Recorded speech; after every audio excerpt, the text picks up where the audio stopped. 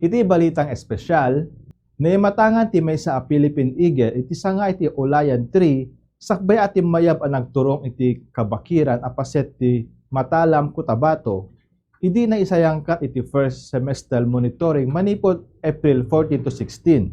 Sigon ti Department of Environment and Natural Resources, SOC Sergeant, pamaneknek ti rare sighting ti Philippine Eagle iti ecological significance iti lugar kas pagnanaedan ti wildlife species iti Pagilian.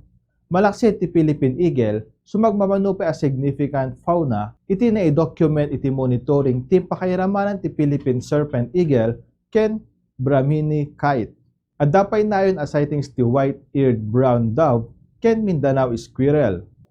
Detan ti balitang espesyal ti Bombo News and Views, siya ni Bombo Jonathan Cabildo, and this is Bombo Radio Philippines, the #1 and most trusted source of news and information, basta radyo. Bombo!